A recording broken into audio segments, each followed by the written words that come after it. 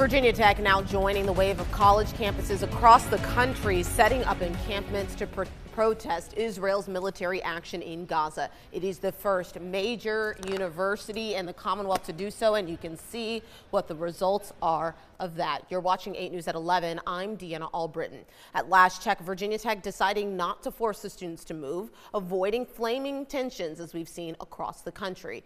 Nationally, pro-Palestine and ceasefire student protesters are refusing to break camp and holding marches. The latest popping up at schools from D.C. to Ohio, from Texas to more in L.A., as you can see right here.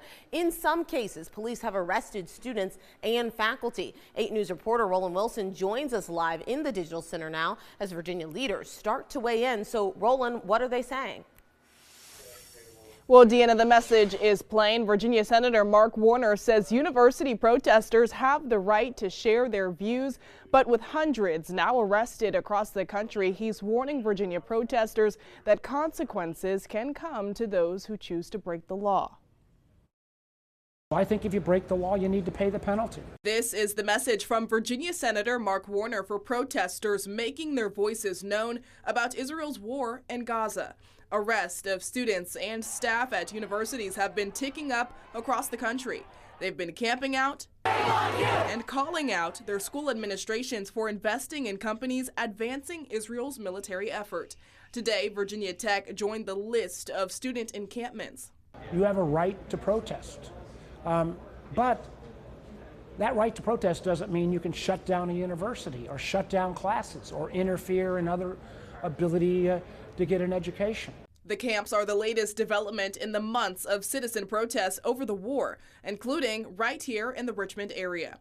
In March, several people were charged after linking themselves together on I-95, stopping traffic. When you're talking about somebody that crosses the line between just expressing their views and committing a crime, is the crime of disorderly conduct. Now at question in Richmond, police say, is the department's involvement assisting protest demonstrations.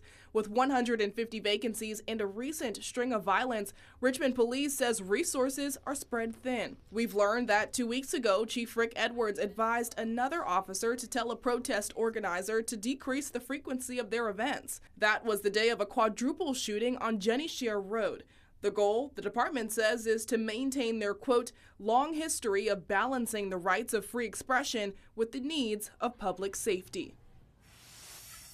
Now, as for the possible consequences from these increasing arrests, Stone tells me disorderly conduct is a misdemeanor that could result in time in jail. But for someone with a clean record, it is not uncommon for those charges to be dropped. Live in the Digital Center tonight, Roland Wilson, 8 News.